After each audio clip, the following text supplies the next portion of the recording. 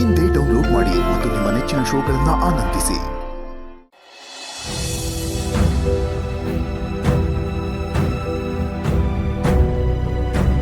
ಮಾವ, ಇಷ್ಟು ವರ್ಷ ನಿಮ್ಮ ಮನಸ್ಸಿನಲ್ಲಿ ಎಷ್ಟೇ ನೋವಿದ್ರು ಯಾರ ಕೈಲೂ ಹೇಳಕ್ಕಾಗದೆ ಒದ್ದಾಡ್ತಾ ಇದ್ರಿ. ಒಂಥರ ನನಗೂ ಹಾಗೆ ಆಗ್ತಿದೆ ಮಾವ. ನಿಮಗೆ ಮಾತಾಡಕ್ಕೆ ಬರದೆ ಯಾರ ಕೈಲೂ ಹೇಳಕ್ಕಾಗ್ತಿಲ್ಲ. ಆದರೆ ನನಗೆ ಮಾತಾಡಕ್ಕೆ ಬಂದರೂ ಯಾರ ಹತ್ರನೂ ಹೇಳ್ಕೊಳಕ್ಕಾಗ್ತಿಲ್ಲ. ನಾನು ಮಾಡ್ತಾ ಇರೋದು ತಪ್ಪೋ ಸರಿನೋ ನನಗೆ ಗೊತ್ತಿಲ್ಲ ಮಾವ. ಆದರೆ ಇವ್ರಿಗೆ ಹೇಳ್ದೆ ಒಂದು ನಿರ್ಧಾರ ತಗೊಂಡಿದ್ದೀನಿ. ನಾಳೆ ನಮ್ಮ ಲಕ್ಷ್ಮಿನ ನಮ್ಮ ಮನೆ ಕರೆದಿದ್ದೀನಿ ಮಾವ. ದಯವಿಟ್ಟು ಕ್ಷಮಿಸ್ಬಿಡಿ ಮಾವ. ಅವಳು ಈ ಮನೆ ಮಗಳು. ಅವಳು ಇಲ್ಲಿ ಬಂದು ಹೋದ್ರೇ ನಮಗೂ ಒಳ್ಳೇದಾಗೋದು. ಅವಳು ನಮ್ಮ ಮನೆಗೆ ಬಂದಿದ್ದ ತಕ್ಷಣ ನಮ್ಮ ಮನೆ ಕಷ್ಟ ಎಲ್ಲ ಕಳೆದೋಗುತ್ತೆ ಅಂತ ನನಗನ್ನಿಸ್ತಾ ಇದೆ ಮಾವ. ಮಾವ, ಯಾರಿಗೂ ಗೊತ್ತಿಲ್ಲದಿರೋ ಒಂದು ವಿಷಯನ ನಿಮ್ಗೆ ಹೇಳ್ತಾ ಇದ್ದೀನಿ. ನಮ್ಮ ಲಕ್ಷ್ಮಿಗೆ 5 ಜನ ಮಕ್ಕಳು. ಅವ್ರ ಜೀವನ ಸರಿ ಮಾಡೋಕ್ಕೆ ಅವಳು ಪಡ್ತಿರೋ ಕಷ್ಟ ಅಷ್ಟಿಷ್ಟಲ್ಲ ಮಾವ.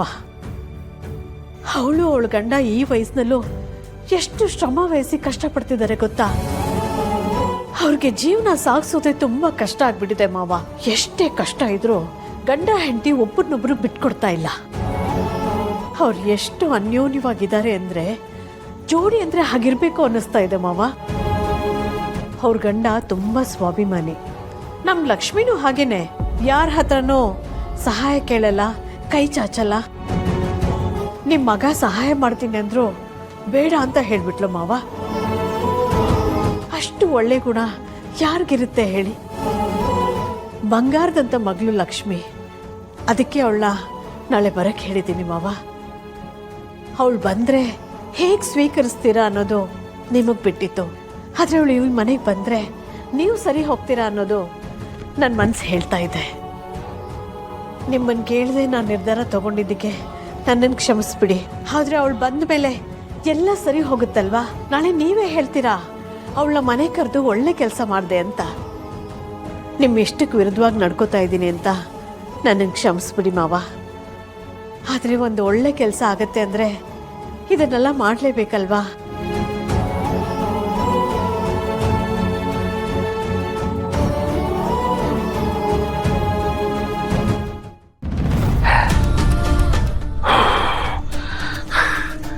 ಈ ಪೆಟ್ರೋಲ್ ಒಂದು ಖಾಲಿಯಾಗಿ ನಡ್ಕೊಂಬರೋಷ್ಟರಲ್ಲಿ ಇಷ್ಟೊತ್ತಾಗೋಯ್ತು. ಏನಪ್ಪ ಮಾಡೋದೀಗ? ಎಲ್ಲ ಮಲ್ಬಿಟ್ಟಿದ್ದಾರೆ ಅನ್ಸುತ್ತೆ. ವಾಪಸ್ ಹೋಗ್ಬಿಡ್ಲ? ಬಡ ಬಡ ಇಷ್ಟು ದೂರ ಬಂದಾಗಿದೆ. ನನ್ನ ಕೆಲಸನ ಮುಗಿಸ್ಕೊಂಡು ಹೋಗ್ತೀನಿ. ಅವ್ರನ್ನ ಎಬ್ಸಿ ನನ್ನ ಕಷ್ಟನ ಹೇಳ್ಕೊಂಡು ಕೈ ಕಾಲಾದರೂ ಹಿಡಿದು ನಾನು ದುಡ್ಡು ತಗೋತೀನಿ. ನಾನು ಇಷ್ಟೊತ್ತಲ್ಲಿ ಎಬ್ಸಿದ್ರೆ ಅವ್ರು ನಾನು ನಿಜವಾಗ್ಲೂ ತೊಂದರೆ ಇದ್ದೀನಿ ಅಂತ ಗೊತ್ತಾಗುತ್ತೆ. ಬಿಟ್ಟೆಲ್ಲ ಆಫ್ ಆಗೋಗ್ಬಿಟ್ಟಿದೆಯಲ್ಲ, ಏನು ಮಾಡಲಿ?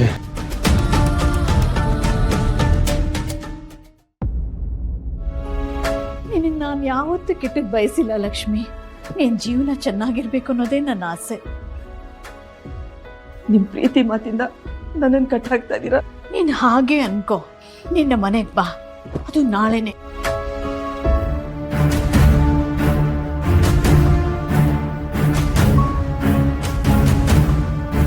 ನನ್ನ ಜೀವನದಲ್ಲಿ ಇಂಥ ಒಂದು ದಿವಸ ಬರುತ್ತೆ ಅಂತ ನಾನು ಅಂದ್ಕೊಂಡೇ ಇರಲಿಲ್ಲ. ನಮ್ಮ ಪ್ರೀತಿನ ಒಪ್ಕೊಳ್ದೆ ನಮ್ಮನ್ನ ಮನೆಯಿಂದ ಹೊರಗೆ ಹಾಕಿದಾಗಲೇ ಆ ಮನೆ ಋಣ ಮುಗಿದೋಯ್ತು ಅಂದ್ಕೊಂಡಿದ್ದೆ. ಆದರೆ ಅತ್ತಿಗೆಯಿಂದ ಮತ್ತೆ ಆ ಮನೆಗೆ ಹೋಗೋ ಹಾಗಾಗಿದೆ. ಈಗ ಅಲ್ಲಿಗೆ ಹೋಗಿ ನಮ್ಮ ಅಣ್ಣನ ನಾನು ಹೇಗೆ ನೋಡಲಿ? ಅವನು ನನ್ನ ಹತ್ರ ಮಾತಾಡ್ತಾನ?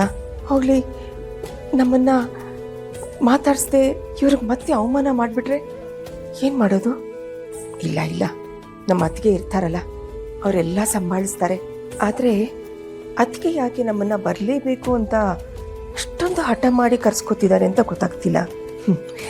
ನಾಳೆ ಯಾವಾಗ ಆಗುತ್ತೋ ಅಲ್ಲಿಗೆ ಯಾವಾಗ ಹೋಗ್ತೀನೋ ಅಂತ ಕಾತರದಿಂದ ಕಾಯ್ತಾ ಇದ್ದೀನಿ. ಆದರೆ ಭಯ ಕೂಡ ಇದೆ. ಅಪ್ಪ ಹೇಗಿದ್ದಾರೆ ಅನ್ನೋದನ್ನ ಇಷ್ಟು ವರ್ಷದಲ್ಲಿ ನಾನು ಒಂದು ದಿವಸನೂ ವಿಚಾರಿಸ್ಕೊಂಡಿಲ್ಲ. ಈಗ ಅವ್ರು ನನ್ನನ್ನು ನೋಡಿದ್ರೆ ಏನು ಹೇಳ್ತಾರೋ ಏನೋ. ಹೌದು, ಅಣ್ಣನಿಗೆ ಒಬ್ಬ ಮಗ ಇದ್ದಾನೆ ಅಂತ ಗೊತ್ತಿತ್ತು. ಅವನು ಹೇಗಿದ್ದಾನೋ ಏನೋ. ದೇವ್ರೆ, ನಾಳೆ ಎಲ್ಲ ಒಳ್ಳೇದಾದ್ರೆ ಸಾಕಪ್ಪ.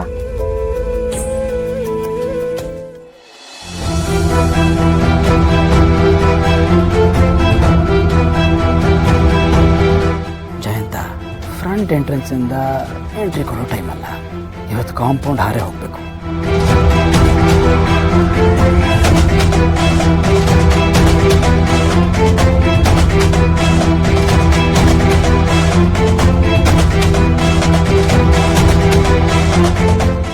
ಚಿನ್ಮರಿ, ಇವತ್ತು ನೀವು ಬೇಗ ನಿದ್ದೆ ಮಾಡೋ ಹಾಗಿಲ್ಲ. ಯಾಕೆಂದರೆ ಇವತ್ತು ನಿಮ್ಮ ಜಯಂತ ನಿಮ್ಮನ್ನು ಬಂದು ನೋಡಿ ಕರ್ಕೊಂಡು ಹೋಗೋ ಸಮಯ.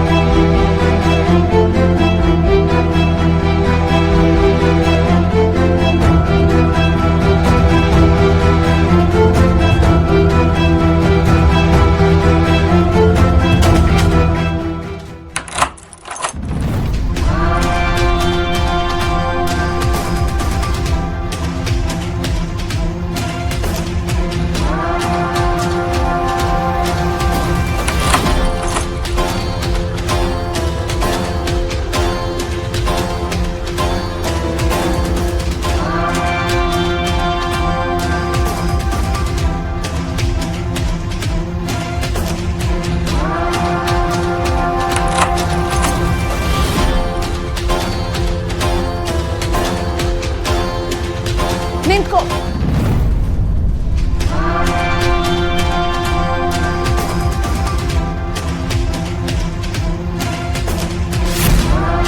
ಲಕ್ಷ್ಮೀ ನಿವಾಸ ಲಕ್ಷ್ಮೀ